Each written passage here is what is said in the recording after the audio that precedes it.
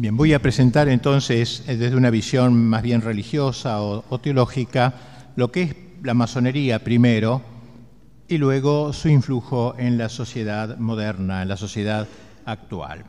Voy a seguir muy de cerca porque me parece lo mejor que se ha escrito, muy logrado, una encíclica del Papa León XIII que cumplió hace un poco 100 años, esa encíclica, en donde este Papa, en esa Humanum Genus se llama, explica lo que es la masonería, cómo nace, cuál es el oficio de la masonería, cuál es la finalidad de la masonería, y por eso me parece importante remitirnos a esta enseñanza del magisterio de la Iglesia. Ya desde el comienzo de este documento, el Santo Padre presenta la lucha que la masonería lleva contra la Iglesia, porque el Papa la presenta francamente así como en la antítesis de la Iglesia, como luego veremos el por qué puede considerarse así, en una dimensión auténticamente teológica, es decir, no simplemente política, si bien tiene refracciones en el campo de la política, de la cultura, pero el Papa lo presenta desde el punto de vista teológico, que es el más profundo, el más elevado, y a partir del cual se pueden ver sus relaciones con otros órdenes de la vida. Dice el Papa, el género humano, después de apartarse miserablemente de Dios, creador y dador de los bienes celestiales, por envidia del demonio, quedó dividido en dos campos contrarios, de los cuales el uno combate sin descanso por la verdad y la virtud, y el otro lucha por todo cuanto es contrario a la virtud y a la verdad. Presenta pues entonces un contraste, una lucha en el mundo, que es la que explica, digamos, da la explicación teológica de todos los sucesos que acontecen en el mundo. Y sigue diciendo, el primer campo es el reino de Dios en la tierra, es decir, la Iglesia verdadera de Jesucristo. El otro campo es el reino de Satanás. Bajo su jurisdicción y poder se encuentran todos los que, siguiendo los funestos ejemplos de su caudillo y de nuestros primeros padres, se niegan a obedecer la ley divina y eterna y emprenden multitud de obras prescindiendo de Dios o combatiendo contra Dios. Aquí hemos puesto pues muy duramente, porque se va a hablar concretamente de la masonería, como siervos de Satanás, miembros, digamos, de este conglomerado de personas que realizan una lucha a lo largo de toda la historia contra aquellos que quieren seguir a Cristo, que quieren seguir a Dios. O sea, presenta la cosa desde ese punto de vista. Ninguno ha descrito esta lucha con el cual el Papa abre su encíclica, ninguno, ha descrito esta lucha secular que dura siglos y que durará hasta el fin de los tiempos con más agudeza y penetración que el gran San Agustín en su obra De Civitate Dei, de la ciudad de Dios, donde precisamente habla de dos reinos que se encuentran, de dos mundos, son descritos como dos ciudades que tienen cada una sus leyes, leyes que son contrarias a las de la otra, y aficiones, afectos, compendiándose con sutil brevedad sus respectivas causas eficientes en estas palabras. Dice San Agustín, dos amores edificaron dos ciudades, el amor de sí mismo hasta el desprecio de Dios edificó la ciudad terrena, el amor de Dios hasta el desprecio de sí mismo la ciudad celestial. Entonces San Agustín presenta este conflicto que está íncito en la historia y que nunca será erradicable del todo. Hay dos bandos en la historia, ¿no? Hay dos bandos que se enfrentan constantemente y por eso este es el telón de fondo para explicar qué es la masonería, cómo la masonería se integra en uno de esos bandos y es como, en cierto modo, lo veremos, la abanderada de las ideas propias de ese bando, de la exaltación del hombre, de la exaltación del mundo, ciudad del mundo que tiene por príncipe, dice San Agustín, a Satanás, esta ciudad. Si bien Agustín ubica esta lucha en un escenario verdaderamente panorámico, desde el Génesis hasta el Apocalipsis, abarcando todo ese espacio de tiempo de la historia, sus análisis concretos de los episodios que jalonan dicha lucha no pudieron superar, como resulta obvio, el marco de la época en que vivió. Es decir, él empieza a explicar la teología de la historia desde Adán hasta el siglo que él vivió, el siglo V. Obviamente, después que iba a decir, pasa al fin de la historia, al fin de los tiempos, hablando de muerte, juicio, infierno y gloria, etc. ¿No? Deja ese intermedio. Por eso es una obra inconclusa, podríamos decir, como la Sinfonía Inconclusa de Schubert. Y toca a nosotros terminarla, llenarla, en base a las claves que él ha dado. León XIII reanuda así la descripción agustiniana. Dice, durante todos los siglos han estado luchando entre sí con diversas armas y múltiples tácticas, aunque no siempre con el mismo ímpetu y ardor. En nuestros días, todos los que favorecen el campo peor parecen conspirar a una y pelear con la mayor vehemencia bajo la guía y con el auxilio de la masonería. Así la nombra directamente, ¿no? Sociedad extensamente dilatada y firmemente constituida por todas partes. No disimulan ya sus propósitos, se levantan con suma audacia contra la majestad de Dios, maquinan abiertamente la ruina de la Santa Iglesia con el propósito de despojar enteramente, si pudiesen, a los pueblos cristianos de los beneficios que les ganó Jesucristo, nuestro Salvador. Sociedad, pues, dilatada, ¿no?, por todas partes, y que lleva adelante este combate, hace suya las banderas de la ciudad del mundo, se presenta como abanderada de esta ciudad y de los valores que esta ciudad quiere defender. La base que justifica el juicio condenatorio que de la masonería pronuncia el Santo Padre reside, y esto me parece lo más importante de destacar, reside en su conexión intrínseca con los principios del naturalismo. Esta sería la gran herejía masónica, el naturalismo. Según dice Del Noce, un gran filósofo italiano, será la última herejía de la historia, el naturalismo. Es decir, cuando en todo el mundo reine el señorío de la naturaleza, dice el Papa, todo el empeño de la masonería se reduce a traducir en los hechos las teorías del naturalismo. O sea, entonces, esta sería la bandera masónica, el naturalismo, no luchar contra la Iglesia. Esto es segundo. Primero es el naturalismo. Esto lo llevará a luchar con la Iglesia, pero hay que entender que lo más profundo y lo más peligroso de la masonería no es que un día asesinen a un tipo, eso está muy horrible, por cierto, pero esto es mucho más hondo, ¿no? Es el naturalismo. Vamos a explicar un poquito lo que es luego. Y luego pasa el pontífice a señalar los diversos aspectos que caracterizan el naturalismo, y eso nos interesa, pues, conocer mejor esto, que es la quinta esencia de la masonería, y se trasuntan en su cosmovisión constantemente. El principio fundamental de los que profesan el naturalismo es que la naturaleza humana y la razón natural del hombre han de ser soberanamente absolutas y autónomas. El hombre tiene una inteligencia autónoma, una voluntad autónoma. Cualquier religación, cualquier raíz es una atadura esclavizante. Y por tanto, el orden natural debe cortar amarras con lo que no es natural, con lo que está sobre lo natural. De ahí el culto que la masonería profesa por la razón humana, a las luces de la razón. No en vano la época masónica en donde se dominaba en Alemania, le llaman Aufklärung, la iluminación. Ellos eran la luz, el siglo de las luces. Ellos venían a traer la luz. Nosotros los cristianos habíamos entenebrecido la sociedad, aceptando revelaciones no se sabe de dónde. Ellos, en cambio, tienen la luz de la razón, van a iluminar.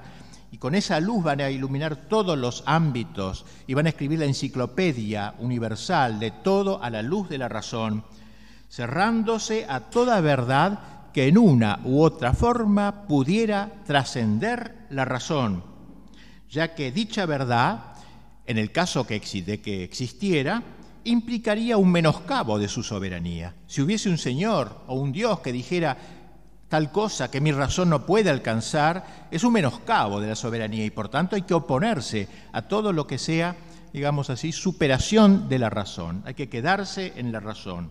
No cabe, pues, lugar para una revelación divina y por consiguiente carecen de sentido los dogmas religiosos. No aceptan, dice el Papa, verdad alguna que no pueda ser alcanzada por la razón humana. Esta es la médula de la masonería, el naturalismo. Ahora bien, como es oficio de la Iglesia Católica guardar enteramente y en su íntegra pureza no sólo el depósito de la doctrina revelada por Dios, que trasciende infinitamente los logros más elevados de la razón, sino también la autoridad del magisterio y los demás medios sobrenaturales para la salvación, dice el Papa, de ahí que todo el ataque iracundo de estos adversarios se haya concentrado en la Iglesia. O sea, esto segundo, ellos son naturalistas y como la Iglesia habla de un orden sobrenatural, ellos atacan la Iglesia. Pero no es lo principal de ellos el ataque a la Iglesia.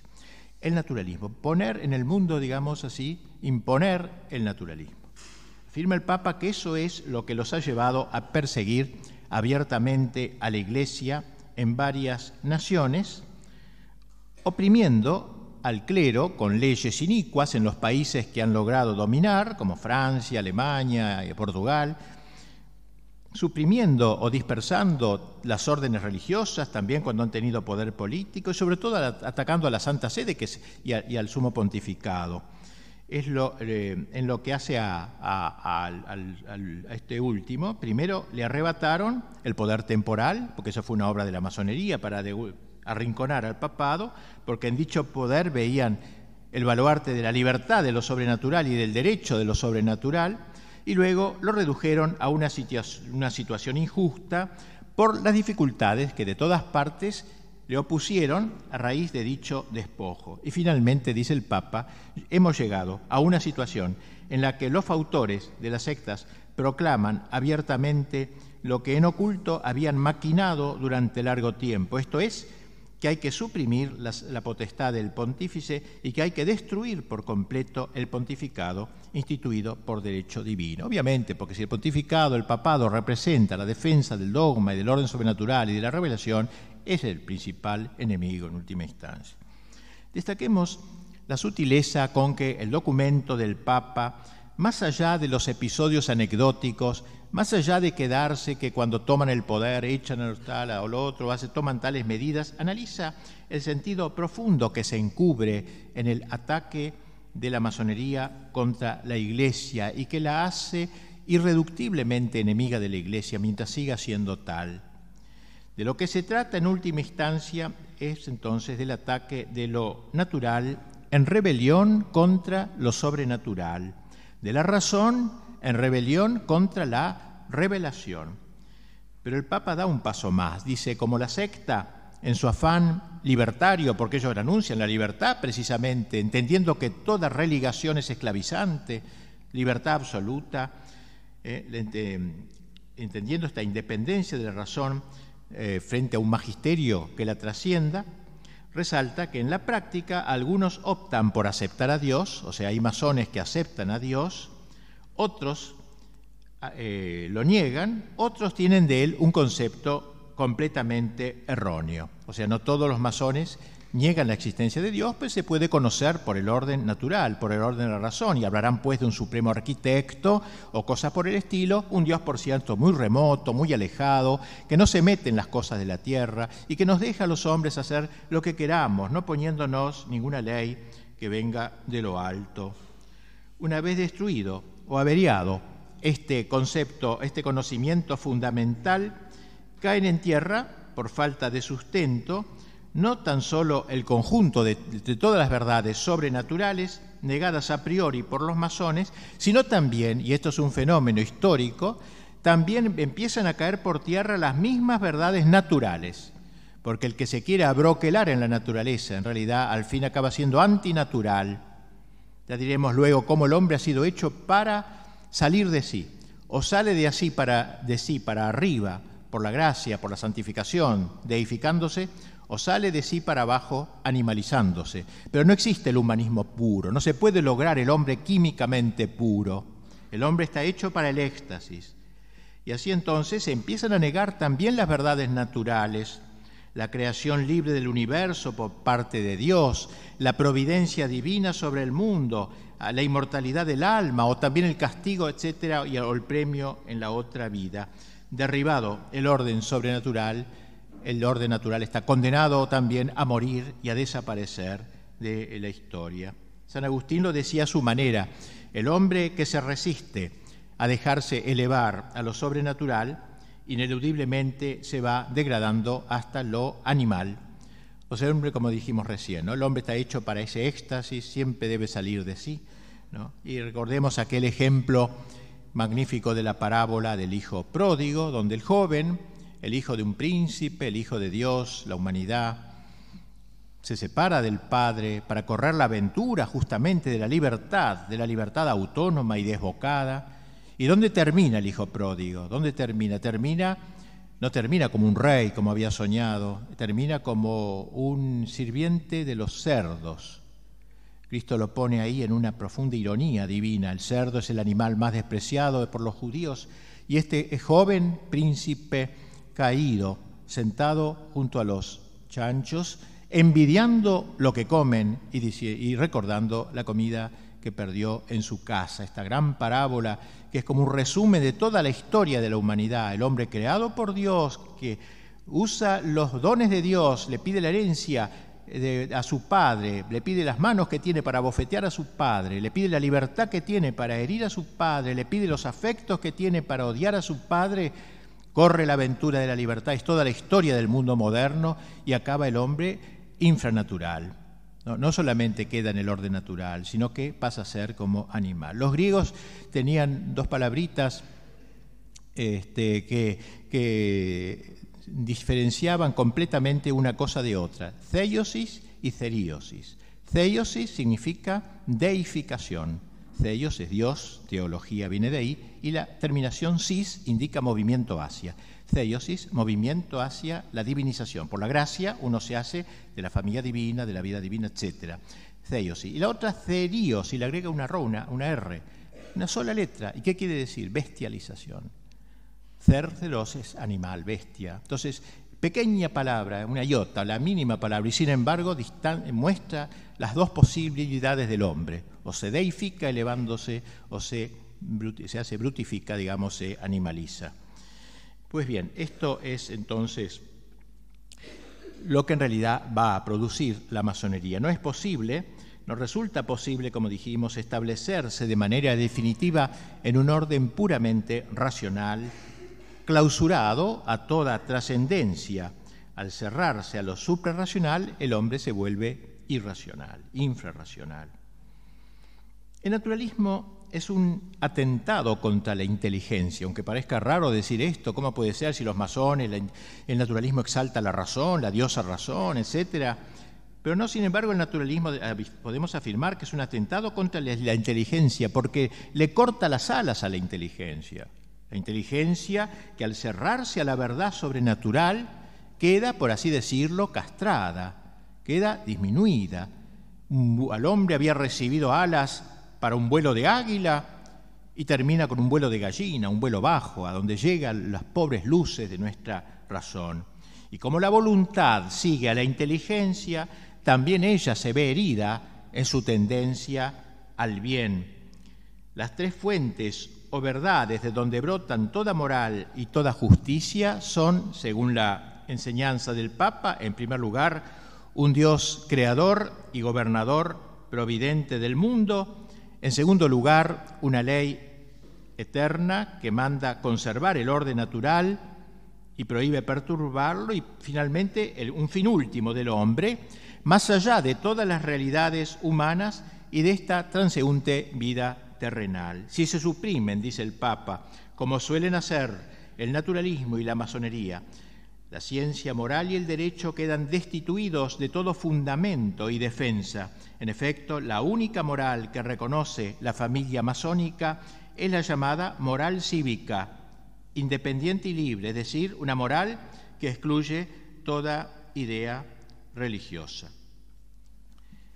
El rechazo, entonces, de las verdades enseñadas por Dios, de las verdades sobrenaturales y aún de algunas verdades naturales, conduce necesariamente, según observa con sagacidad el Santo Padre, a la negación del pecado de nuestros primeros padres, la negación del pecado original, la negación de que el hombre nazca herido y disminuido por el pecado de origen, la negación de una naturaleza debilitada, proclive al pecado, que afirmamos los cristianos. Para ellos no. El hombre es naturalmente bueno, el hombre no se inclina naturalmente al mal. Alguno dirá que, bueno, lo inclina la sociedad, pero que de por sí el hombre es bueno, no tiene una mancha inicial. Hemos visto, por el contrario, hasta qué punto los masones exageran las fuerzas y la excelencia de la naturaleza humana. No solo no la quieren ver, no aceptan que haya nacido con el pecado original que debe ser borrado por el bautismo, sino que poniendo en la naturaleza humana el único principio regulador de la justicia, ni siquiera se le llega a ocurrir la necesidad de sofrenar los ímpetus de la naturaleza, la necesidad de tener dominio sobre las pasiones, porque nuestras pasiones son buenas, no nos inclinan a lo malo y por tanto no hay que dominarlas, hay que dejarlas correr, las pasiones desordenadas, y que para adquirir el dominio sobre sí mismo sea menester un prolongado combate y una constancia muy grande. Se puede decir que este aspecto de la masonería, digamos así, este aspecto muestra una nueva y sutil reformulación del viejo pelagianismo. Pelagio era un hereje de los primeros siglos. Los pelagianos sostenían que el hombre podía, por sus propias fuerzas, redimirse, santificarse, que no necesitaba la ayuda de lo alto. Con su sola voluntad el hombre podía ser feliz, ser bueno, ser feliz y salvarse. Pues esto es una reedición sutil del viejo pelagianismo. El hombre, por las solas fuerzas de su voluntad, es capaz de adquirir la rectitud natural, que es la única concebible, así como por la sola fuerza de su razón puede alcanzar la plenitud de la verdad. Son reinas la razón y la voluntad capaces de lograr todo. Sin embargo, como insinuábamos más arriba, una actitud semejante, negatoria de la divina gracia, la negación de la gracia, acaba por desembocar no en el santón laico o en el honesto burgués que se esperaba, sino en un hombre abiertamente desenfrenado. O sea, este hombre burgués dio paso al hombre desenfrenado, totalmente libertario. Y por esto, dice el Papa, vemos el ofrecimiento público a todos los hombres de innumerables estímulos de las pasiones, periódicos y revistas sin moderación ni vergüenza alguna, obras teatrales extraordinariamente licenciosas. Al obrar así, proceden criminalmente, pero son consecuentes consigo mismos todos los que suprimen la esperanza de los bienes eternos y la reducen a los bienes caducos, hundiéndola en la tierra. Naturalismo, pues, este naturalismo doctrinal y moral que inspira todo el quehacer de la masonería tiene consecuencias asimismo en el orden social.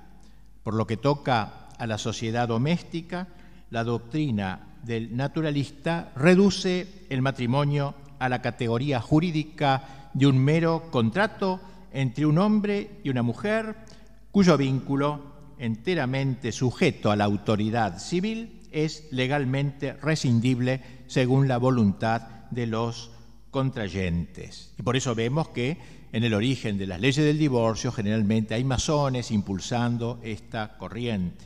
Y en lo que atañe a la educación de los hijos, el naturalismo prohíbe enseñarles cosa alguna como cierta y determinada en materia de religión. Cada cual, al llegar a la adolescencia, escogerá lo que prefiera. Y así también vemos como nuestra patria, la ley, las leyes, digamos, en donde se quita la enseñanza religiosa, fue obra de la masonería. O sea, esto es lógico, está bien unido a la cosmovisión masónica. Los masones, dice el Papa, están de acuerdo con estos principios. No solamente están de acuerdo, sino que se empeñan hace ya tiempo por introducir estos principios en la moral de la vida diaria. En confirmación de esto, el Papa señala como ya en su época, hace más de un siglo, se iba introduciendo la ley del divorcio en algunos países y otros ya estaban trabajando para ello. Para el mejor logro de sus objetivos, la masonería intenta el monopolio de la educación, en la educación de la juventud. tratando de imposibilitar lo más posible la intervención de la Iglesia en este campo. Y dice el Papa que en varios lugares han conseguido que toda la educación de los jóvenes esté en manos de los laicos y que al formar los corazones infantiles nada se diga de los grandes y sagrados deberes que unen al hombre con Dios. Las consecuencias las vemos, ¿no?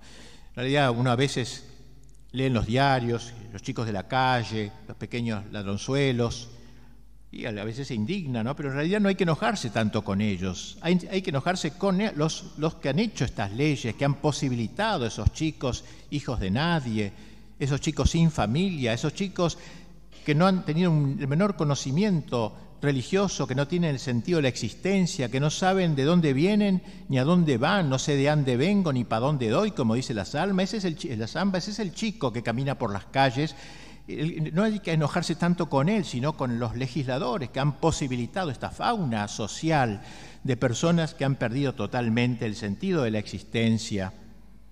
Y en cuanto a la sociedad política, la intervención de la masonería, dice el Papa, es demasiado evidente, trabajando tenazmente por anular todo posible influjo del magisterio y de la autoridad de la Iglesia en el ser y en el obrar de los estados. Con ese fin, dice el Papa, los masones organizan conferencias y congresos y suscitan movimientos de opinión en pro de la separación total de la Iglesia y del Estado primero, completamente ajenas, con el fin de eliminar todo resto de cristiandad, es decir, de impregnación evangélica del orden temporal, que no haya nada de influjo cristiano en el orden temporal, eliminar totalmente eso. Excluyen así de la legislación y de la administración pública el influjo saludable, dice el Papa, de la religión católica, de lo cual se sigue la tesis de que la constitución total del Estado debe establecerse al margen de las enseñanzas y de los preceptos de la Iglesia.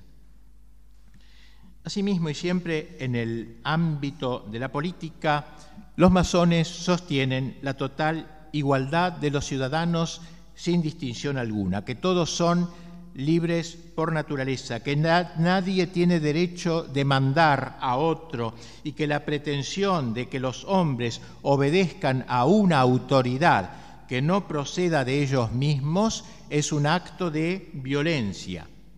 Según esta manera de ver las cosas, el poder político existe por mandato o delegación del pueblo. Es lo que se ha llamado la soberanía del pueblo. La soberanía ya no viene de lo alto, como enseña la Escritura. No tendrías poder si Dios no te lo hubiera dado, le dijo Cristo a Pilato, sino que ahora el poder viene de abajo, viene de la soberanía, y la multitud, digamos, es la fuente de los derechos ciudadanos, frente a los cuales no hay leyes que valgan, ni sobrenaturales, que no existen, ni siquiera naturales.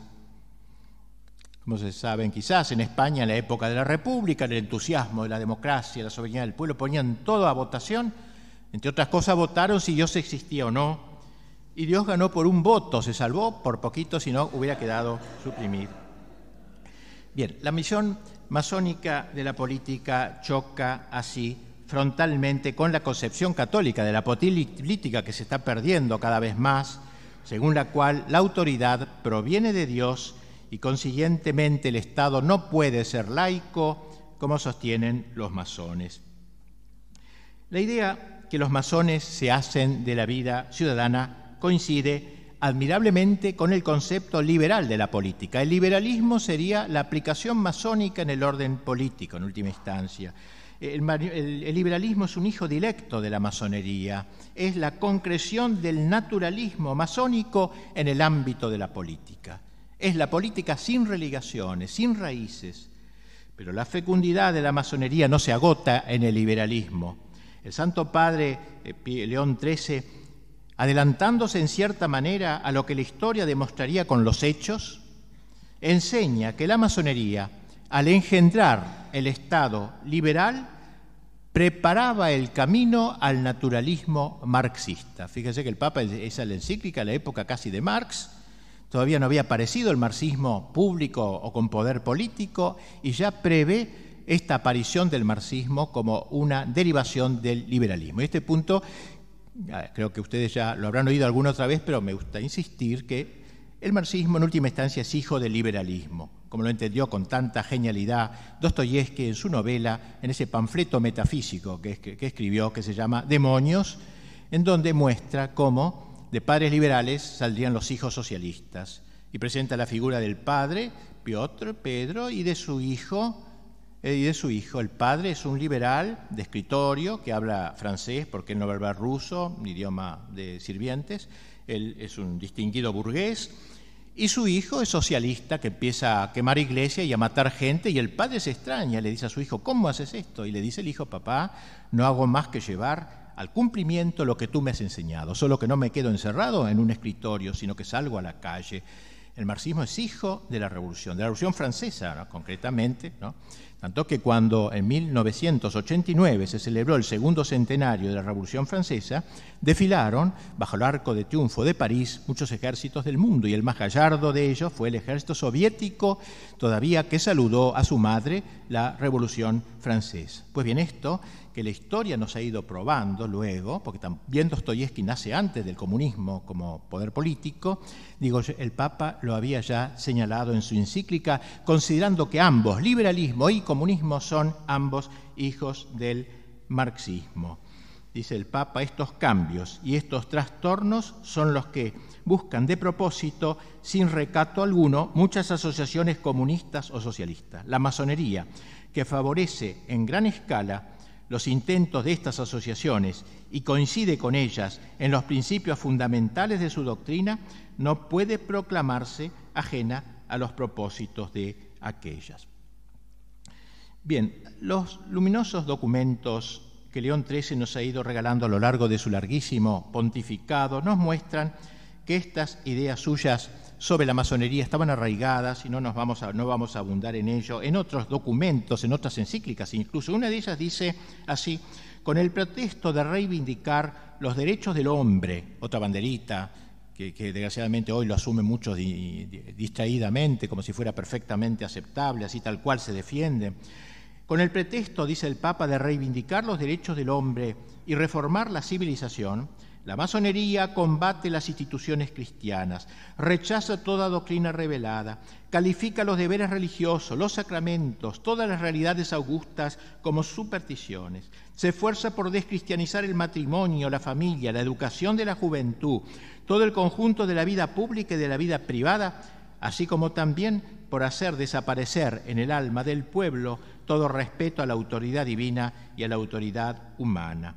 El culto que la masonería prescribe es el culto de la naturaleza humana, y son también los principios de esta naturaleza humana los que propone como única medida y única norma de la verdad, la bondad y la justicia. Y de esta manera termina, se incita al hombre a tener una moral y una conducta casi paganas, sino es que el crecimiento y el refinamiento de las seducciones los hace descender más abajo todavía. Como decíamos, no se quedan en el orden natural, acaban siendo antinatural. Y es la experiencia que hemos hecho, que ha hecho la historia moderna, la historia del mundo moderno. Si no lo queremos aceptar en teoría, no podemos menos que verlo en la práctica. El hombre primero hombre, hombre, hombre, y después subhombre, un ser degenerado, perdido.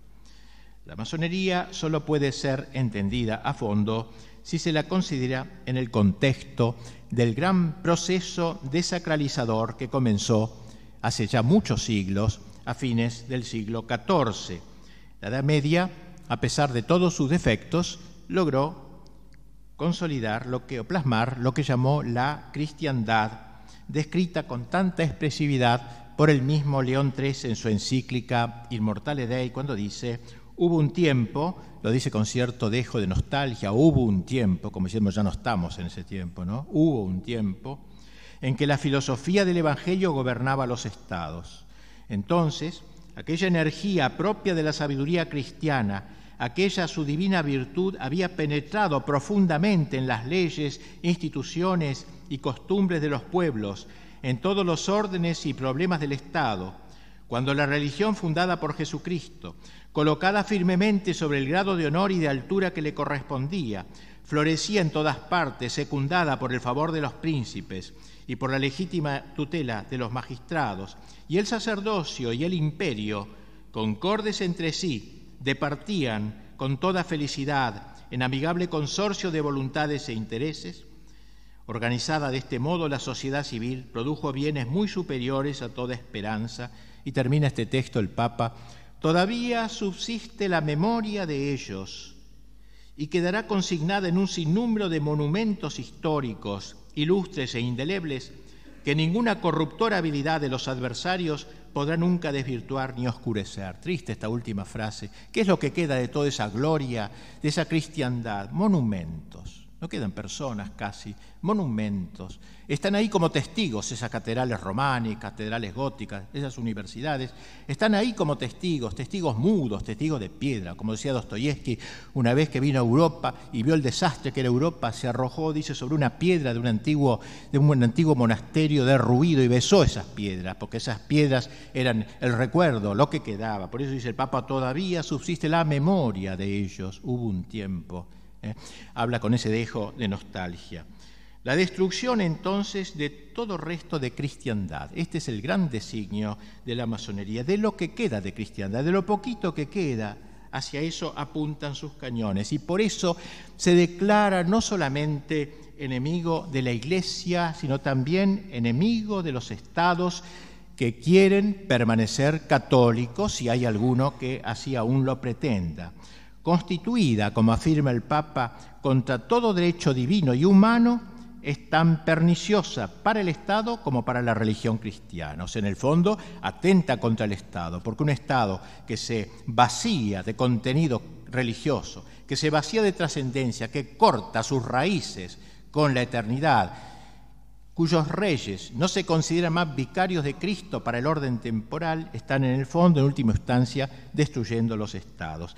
De ahí que la masonería haya apuntado a una doble descentronización, quitar del trono, descentronización, la de los reyes y la de los papas. León XIII mantendría esta convicción hasta el final de su episcopado. Dice el Papa en una última encíclica, poco antes de morir, hablando de la masonería, con la cual realmente se había ensañado porque veía todo el mal que encierra, dice: pretende como fin supremo el exterminio del imperio y del sacerdocio, considerados por ella como enemigos de la libertad. Y así entonces, con sus doctrinas deleterias, los masones fueron socavando los fundamentos de las monarquías, persiguieron, calumniaron, destronaron a los reyes, siempre que estos se comportaban en el gobierno de modo contrario a sus deseos. Si había algún rey que adhería a la masonería, entonces sí, lo mantenía, pero si no, no. A los otros, a quienes enfrentaban la masonería, los deponían, le quitaban el trono. En cambio, a los que lo apoyaban, al revés, lo defendían. Para lograr la destrucción de toda auténtica jerarquía, no vacilaron en adular a las multitudes, diciéndoles que era por culpa de la Iglesia y por culpa de los monarcas que no habían podido salir de la servidumbre y de la miseria, despertando la fiebre de las revoluciones, digamos así, incitando a combatir contra ambas potestades. Las palabras del Papa resultaron proféticas, ya que fue precisamente en el Congreso Masónico Internacional del año 1900, poquitos años después que sacara esa encíclica, donde se reafirmó como uno de los objetivos fundamentales de la masonería, dice así textualmente: la conquista de todos los poderes públicos y políticos de Europa y del mundo, y la conquista del poder social que lograría finalmente la emancipación universal. Esta emancipación debería correr, según el programa masónico entonces elaborado, por dos cauces: la disolución definitiva de lo que llama la cristiandad sagrada, con la consiguiente creación de una cristiandad profana, podríamos decir, de carácter liberal, naturalista, o sea, una especie de cristiandad invertida, en donde los principios del liberalismo impregnasen todo el orden temporal. Es la suplencia de aquella vieja cristiandad. Una nueva cristiandad, diría Maritain, si bien entendiendo la cosa en otra forma. Cristiandad profana, lo van a llamar los masones en este congreso, frente a esa cristiandad sagrada que había que erradicar. Vamos a nosotros traer nuestra cristiandad profana, de carácter liberal, naturalista, y la sustitución del catolicismo o universalismo religioso por un internacionalismo político mesiánico, Un internacionalismo, no es lo mismo universalismo que internacionalismo, al menos como se han cargado estas dos palabras de un contenido muy diverso. El cristianismo crea un universalismo, el marxismo crea un internacionalismo, o el nuevo orden mundial, la globalización, es un internacionalismo, no es algo universal, sino internacional. Bien, tras exponer el programa de la masonería, el Papa señala los logros que ésta ha ido consiguiendo. Dice, en el espacio de siglo y medio, la masonería ha alcanzado rápidamente un crecimiento superior a todo lo que se podía esperar e infiltrándose de una manera audaz y dolosa en todos los órdenes del Estado, ha comenzado a tener tanto poder que casi parece haberse convertido en dueña de los Estados.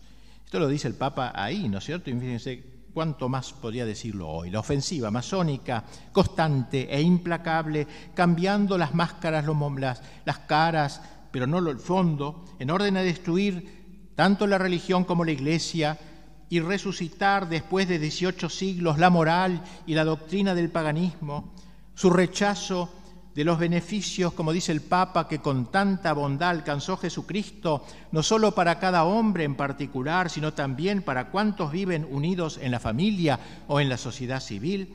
Tal ofensiva y tal rechazo no son inteligibles, sino a la luz de ese gran combate teológico de que habló San Agustín y que aludimos al comienzo de esta conferencia, el combate de las dos ciudades en lenguaje agustiniano o de las dos banderas en lenguaje ignaciano, o de San Bernardo también usa un lenguaje semejante. Y dice el Papa, en este insensato y abominable propósito parece revivir el implacable odio y sed de venganza en que Satanás arde contra Jesucristo.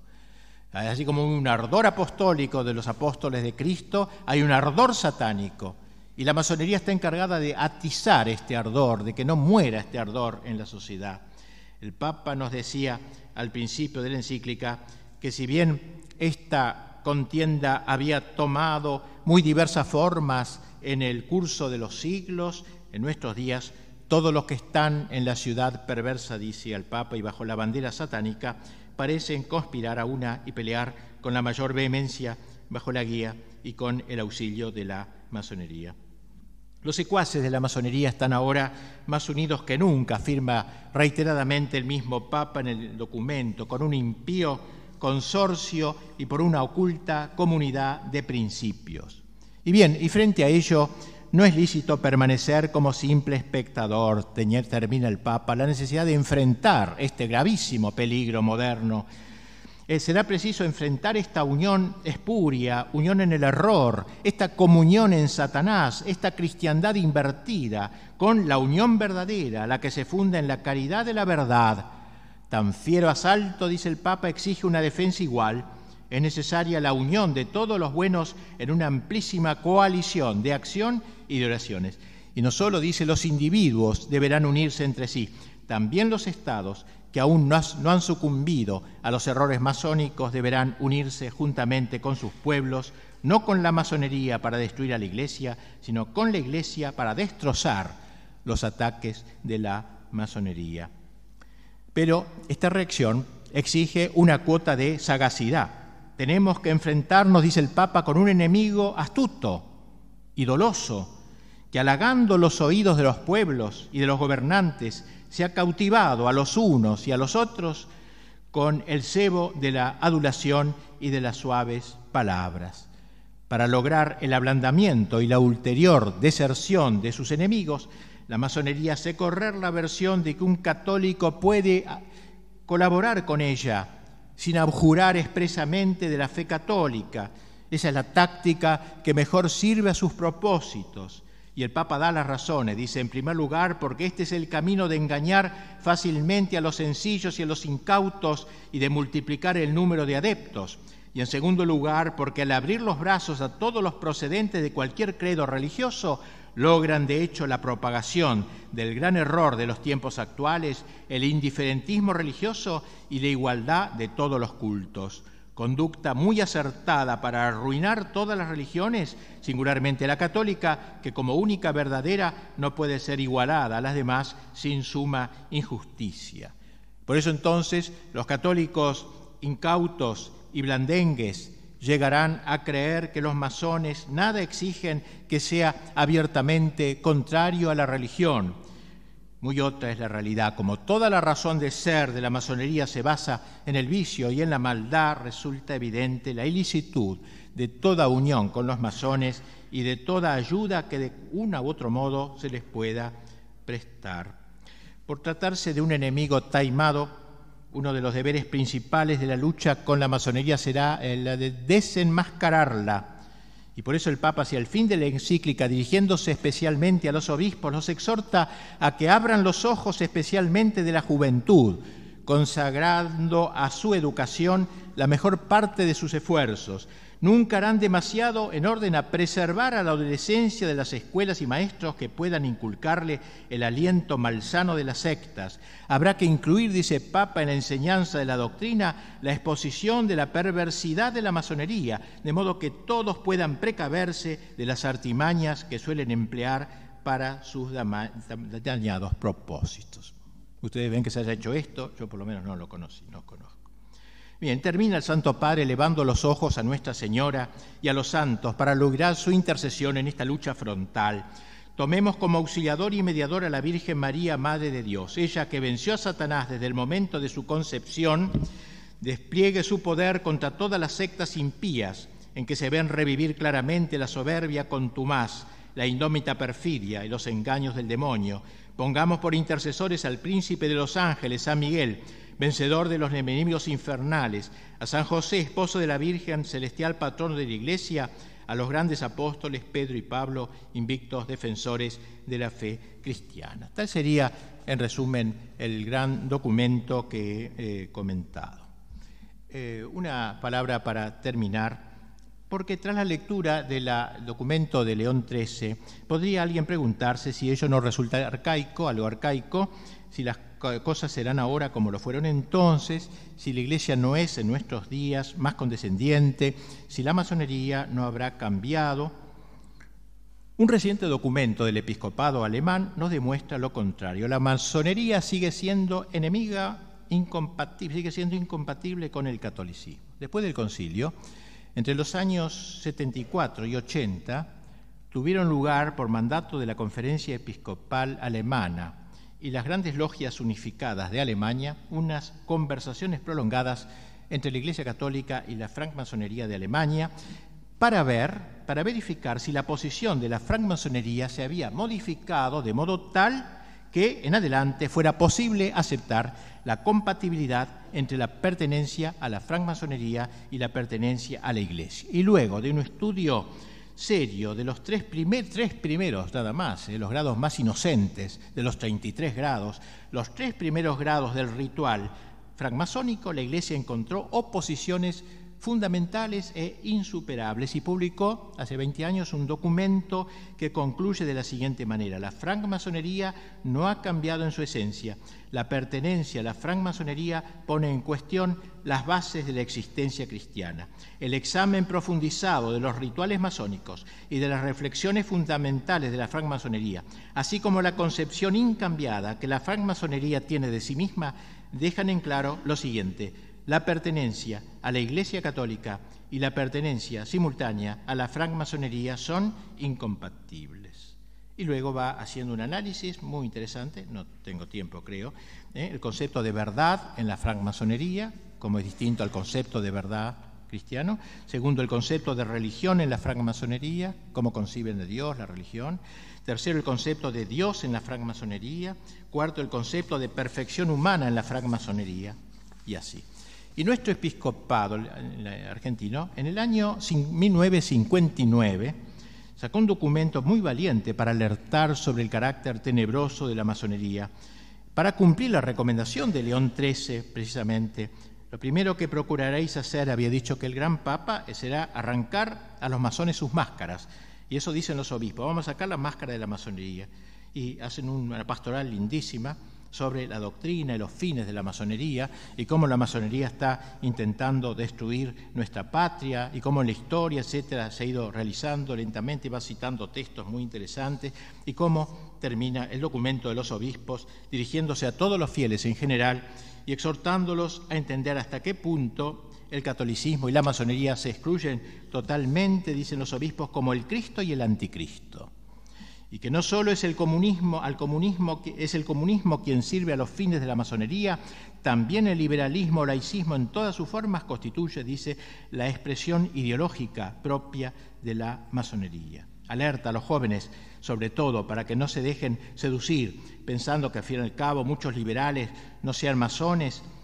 Hay instrumentos lúcidos e instrumentos ciegos. Lo importante, dice, es que unos y otros colaboran objetivamente en la destrucción de la Iglesia y del orden católico de la República. Por todo lo cual, exhortan los obispos a los padres y madres de familia que se preocupen celosamente por educar a sus hijos en educación patriótica y cristiana, abriéndole los ojos, explicándoles lo que es la masonería y abriendo los ojos a sus peligros para que sean realmente inmunes a ellos. Finalmente, se dirigen a todos los argentinos, a cuantos sienten en su pecho el amor a la patria. Les señalamos como enemigos de nuestras tradiciones y de nuestra futura grandeza la masonería y el comunismo que aspiran a la destrucción de cuanto hay de noble y sagrado en nuestra tierra. Bien, yo creo que me pasé, no sé, no tengo ni idea de la hora. Digamos ahora sí que para terminar, una última palabra. Pienso que frente a esto, ¿qué hay que hacer, ¿no es cierto? ¿Qué podemos hacer en muy breves palabras? Claro, es muy difícil decirlo así tan brevemente, ¿no? Ellos quieren destruir la cristiandad y el cristianismo. La cristiandad, ya hemos dicho, la impregnación evangélica del orden temporal. Y el cristianismo es la práctica cristiana de personas individuales. Por ejemplo, en la China hay cristianismo porque hay católicos prácticos, aunque estén en campo de concentración, pero no hay cristiandad, porque el poder político sobre todo gira en torno a las ideas al margen del cristianismo. Cristiandad y cristianismo. Primero han destruido la cristiandad, ya ni más cristiandad. En ninguna parte el evangelio impregna el orden temporal, que yo sepa, o casi, en ninguna parte. Las leyes no siguen, no le interesa el evangelio ni nada. Cristianismo queda todavía. Entonces, esta es la lucha ahora, todos los cañones apuntan al cristianismo. Es decir, erradicar de los corazones la fe, de los individuos la fe, de ese Cristo que ha querido reinar dentro de vosotros. Mi reino está dentro de vosotros, en los corazones. Y se me ha dado todo poder en el cielo y en la tierra sobre las sociedades. Se lo ha arrancado a Cristo ya de las sociedades. Ya no son más de Él. Son de Él, ¿no? Pero se le niega la soberanía. Y todavía quedan los corazones, Entonces, nuestra lucha es dividida en ese doble campo: fundar bien nuestra fe católica, ser apóstoles de los demás, hacer justamente al revés de lo que hace la masonería, y luego ir intentando, apuntando a una futura cristiandad, porque estamos en una época poscristiana, como se ha dicho, a una futura cristiana, como hizo San Agustín. San Agustín estaba rodeado por los vándalos, allí en su ciudad, en la sede en África, y en medio de todo eso, cuando se creía que todo el mundo se desplomaba y había caído Roma, de todo un desastre bajo los bárbaros, él escribe La ciudad de Dios, de Civitate Dei, este libro que habla precisamente de esta gran lucha histórica, y apunta lo que debe ser una cristiandad, tanto que ese libro sería el libro de cabecera luego de Carlomagno y de la Edad Media, el libro de cabecera de la Edad Media y de la cristiandad medieval. Pero lo hizo cuando nadie podía soñar en una cristiandad, cuando todos los horizontes estaban cerrados, no se veía más que nubes oscuras. Ahí, en ese momento, él escribe La ciudad de Dios, las dos ciudades. Pues bien, también nosotros, aunque no veamos un futuro inmediato ni de lejos, aunque sea apuntando más lejos, debemos formar islotes de cristiandad, pequeños grupos de formación, congresos como de este tipo, como están haciendo ustedes. Al fin y al cabo, el día del juicio no se nos va a pedir cuenta de las victorias que hayamos logrado, sino de las cicatrices que el combate haya dejado en nosotros, nada más.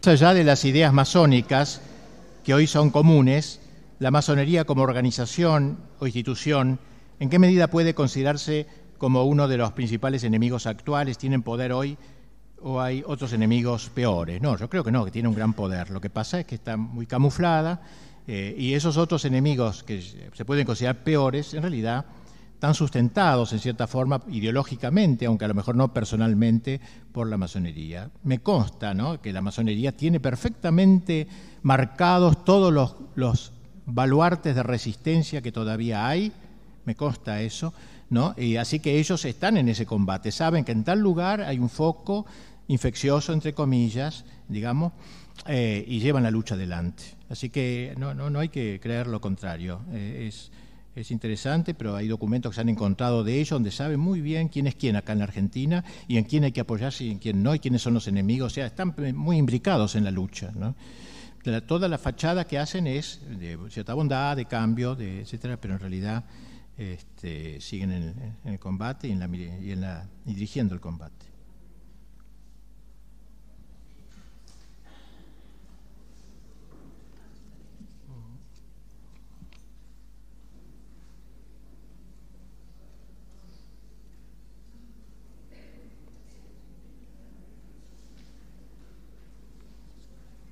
Los beneficios de un Estado laico en los países islámicos para las religiones cristianas es un argumento masón en pro de los estados laicos. Difícil, no entiendo bien. Pero me parece que, claro, el problema del Islam es un problema muy, muy grave, ¿no? Gravísimo, porque el Islam es una cristiandad islámica. O sea, el Islam no es laicista, el auténtico Islam, es teocrático.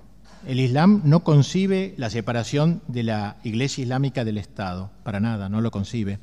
Un Estado no islámico es una contradicción. En ese sentido, son más admirables que los liberales, que conciben esa división, si bien en el error, claro, encuentran la unión. O sea, ellos aprecian mucho más una actitud medieval de Iglesia y Estado que una actitud liberal. Me impresiona leer en Europa cómo, muchos en Europa creen que van a ganarse al mundo islámico con el liberalismo. Eso lo leí en un diario francés, Le Figaro, decía eso, ¿no? ¿Cómo debemos hacer frente a la inmigración islámica? Y bueno, debemos hacer de modo que se vayan convirtiendo a los principios de la Iluminación, a los principios de la Revolución Francesa. Formar islámicos sensatos, decía una revista española, y formar católicos sensatos, es decir, no fundamentalistas, y así uniéndose los islámicos sensatos que renuncian al Islam que impregna el Estado y a los católicos sensatos, entre comillas, que renuncian a la cristiandad, vamos a llegar a la paz. La única manera de llegar a la paz. No, es un horror eso, ¿no? A ver, ¿qué hacemos? No. De la masonería en la Iglesia. Y sí, yo lo creo que hizo la Iglesia durante todo este tiempo para que estemos donde estamos, ¿sí? Y en qué coinciden con la New Age y el sionismo. Bueno, muy amplio todo esto, sí. Que hay infiltración, por cierto, Mire, le voy a decir una frase que es un poco escandalosa, pero me animo. Me la dijo un obispo, así que en España, no acá.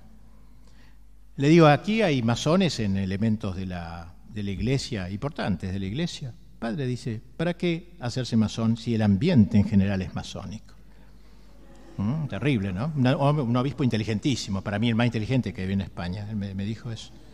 Si todo el ambiente ya lo es, afiliarlo puede ser a un tipo que convenga, un figurón, pero que figure, pero no interesa. Ya estas ideas del naturalismo, de la solidaridad, de no hablar más de caridad, sino de solidaridad, es típico esto, una expresión, digamos, de alguna manera que ha ido entrando. Bueno, cuyo horror, no, pero yo tengo que irme. ¿Qué hago? ¿Y que estas son parecidas? Bueno, comparando el documento de los obispos en 1959 y los documentos de los obispos de hoy, que nunca hablan de estos temas, no nos encontraríamos ante un cisma de hecho de la Iglesia de hoy. Bueno, una frase un poco dura, realidad, ¿no? Pero ciertamente uno nota en esto, me parece que hay una cierta, por lo menos no hay una respuesta condigna, hay atisbos de respuesta, pero no la respuesta más total, me parece, al problema tal cual hoy se plantea, que es sumamente grave, ¿no? Entonces, es como una tuberculosis, curarla con aspirina, no sé, no es la respuesta verdadera la que se da, ni teológica, y a veces demasiado sociológica. Los documentos de la Alta Venta, Italia, descubiertos en tiempos de Pío IX, demuestran que preparaban un cambio dentro de la Iglesia para mediados del siglo XX e inclusive buscaban un papa liberal. Ciertamente que sí. Cuando subió Pío IX al pontificado, el mismo Pío IX, había manifestaciones por la calle en Roma, viva el papa liberal, viva el papa masón, algo así. Creían que era el masón. El papa Pío IX tuvo ciertas tendencias liberales. Pero cuando le asesinaron a un primer ministro de él, se dio cuenta dónde llevaba eso y fue un grandísimo papa, uno de los más grandes de los dos últimos siglos, de los más grandes, Pío IX, que ha sido beatificado recientemente, e hizo la gran lucha contra el mundo moderno en el mal sentido de la palabra, este mundo deudor de todos de toda la destrucción de los últimos siglos. ¿Cuál es el nombre del documento que usted citó sobre la francmasonería? El de Pío XII, se llama Humanum Genus, el del Papa León XIII. Bueno, ¿qué más? ¿Qué son? ¿Estos también?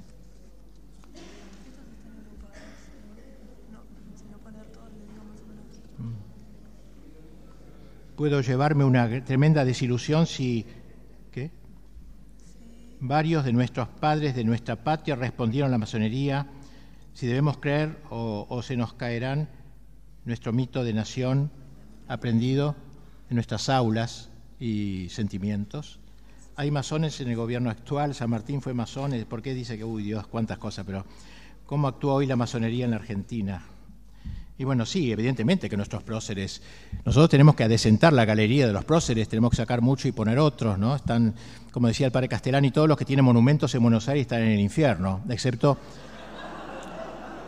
el monumento a los españoles, decía, por los españoles se salvan por lo general. Pero es cierto, sí, uno de los deberes que hay que hacer es el revisionismo histórico y adecentar nuestra galería, como decía Anzoátegui, hay que adecentar nuestra galería de próceres, ¿no? Porque... claro, y se ponen como arquetipos y como modelos aquellas personas precisamente que han llevado adelante un combate semejante. De que San Martín fuera masón, mire, yo he leído cosas a favor y en contra muy serias ambas, más bien me han impresionado las en contra que las a favor, ¿no? De que no era masón, no. Patricio Maguire, que aquí estudió mucho el tema de la masonería, hizo consultas en Inglaterra en la época de San Martín, si figuraba la logia Lautaro, etcétera, como central de la masonería, y le dijeron que no existía eso, no había nada de eso, en fin. No puedo hablar con demasiada... Aquí está Enrique Díaz Araujo, que sabe mucho más que yo de esto, él sí que puede decirle algo.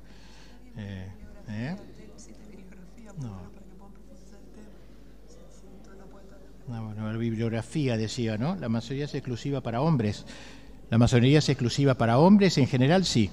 Yo estuve en un acto masónico en Buenos Aires, camuflado, y entre otras preguntas se le hizo al que dirigía el acto ese, en el salón principal de la logia que tienen en Buenos Aires, y por qué no había mujeres. Y contestó que porque las mujeres son más débiles, y como los católicos han perseguido tanto a la masonería, los han torturado y todo, entonces como las mujeres eran más débiles no querían tener mujeres masones para que no largasen los secretos de la masonería, pero que ahora ya como no hay eso, que ahora sí hay logias femeninas. Eso dijo él, yo no, repito lo que dijo él.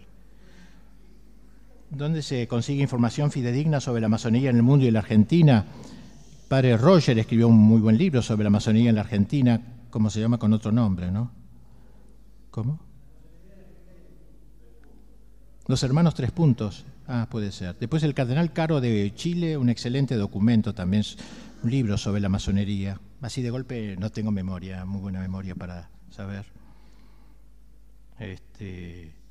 Si hay relaciones entre masonería y sociedad de tipo internacionalista. Interesante la pregunta, de ver, sin duda, ¿no? Porque me parece que coinciden tanto muchas veces lo del nuevo orden mundial. Uno lee a Fukuyama, lee los planes del nuevo orden mundial, del imanentismo, de la negación de la trascendencia y todo eso, que dice, caramba, si esto, como dice uno, tiene cuernos como un toro, tiene boca como un toro, tiene patas como un toro, entonces es un toro. Bueno, si uno ve cosas tan parecidas en una y otra institución, sin duda que ha de haber una influencia. ¿Por qué se acepta a los divorciados en la misa y hasta estos comulgan? En algunas parroquias se los inmola entre sus filas. Bueno, asistir a misa los divorciados pueden y deben, incluso porque es otro tema, ¿no? El comulgar, claro, no, les está cerrado. Puede ser que haya un influjo también de querer presionar dentro de la Iglesia para que se quite esta prohibición. Lo mismo el tema de la excomunión, no tuve tiempo de tratarlo, pero antes estaba excomulgada la masonería y ahora no, después del concilio. Ahora, a raíz de eso precisamente hubo grandes consultas y todo, y se quedó bien en claro que no hay una excomunión formal al masón, pero sí está excluido de la comunión eucarística. O sea, no puede comulgar uno que esté, eso quedó claro. Hoy corre la idea de que la masonería no es tan agresiva y peligrosa, etcétera. ¿Qué opina usted? El Rotary Leones, bueno, algunos, sí, de estas son, según dicen, son filiales, ¿no? Para el bobaje universal, así la gente más tonta o figurones, entonces, que no puedan entrar directamente en la masonería, son como sociedades filantrópicas, por lo menos los valores que defienden también son de esa índole. Bueno, ya más o menos están todos, porque si no... Bueno, le agradecemos mucho